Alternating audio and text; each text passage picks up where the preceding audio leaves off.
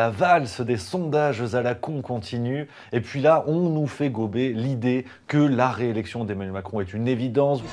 Nous sommes en guerre. 4 personnes qui formeront le cœur de son équipe de campagne. Alors vas-y, qui il a pris? Thierry Solaire? Ouais.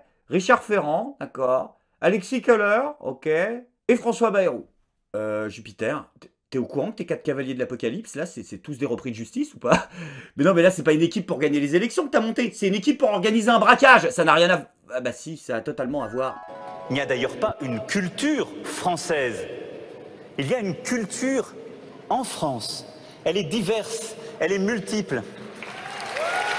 Sachez que votre avis ne m'intéresse pas. Le mercato continue. Dans le Figaro du 3 mars, on apprenait que Jean-Pierre Raffarin soutient Emmanuel Macron. Manuel Valls également. Très bien. Ouais, là c'est vraiment le fond du bidet. Ah, Éric Dupond-Moretti, quelqu'un de confiance. Et puis ça continue, la sondage du 8 mars. On avait Emmanuel Macron qui maintenant est à 33,5% au premier tour. Faut prévenir les instituts de sondage que ça s'arrête à 100, parce qu'on va pas pouvoir les prendre au sérieux. Qui nous sauve du coronavirus? Les élections présidentielles. C'est incroyable. Le Covid est la première maladie dont la charge virale est directement synchronisée avec le calendrier électoral français. Et on dit qu'on est une petite nation alors qu'on a une influence directe sur la pandémie mondiale. C'est vraiment génial, quoi. Pile poil quand les élections arrivent, comme par hasard, paf, plus besoin du masque. Et même si on sent que c'est une injustice, quand c'est mal compris et que ça blesse, c'est une erreur.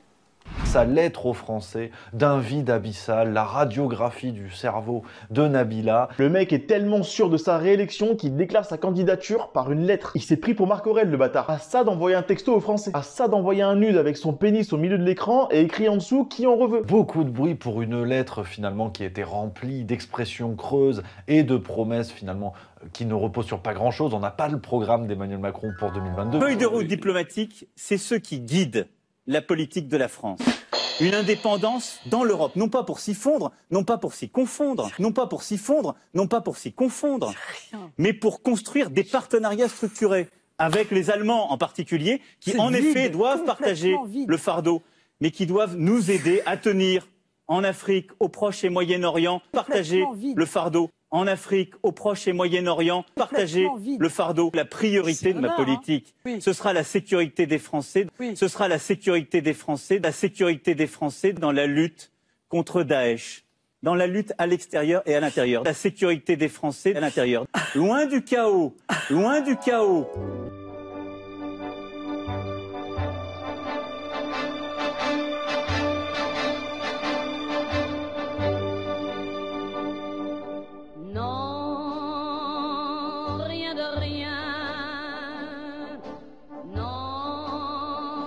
Regrette rien, ni le bien qu'on m'a fait, ni le mal, tout ça m'est bien égal.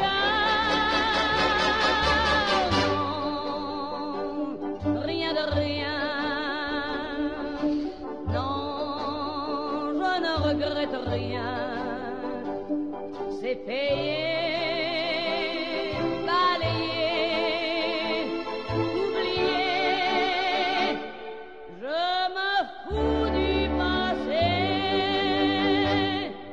Notre histoire, celle de la France et des États-Unis, c'est une histoire séculaire.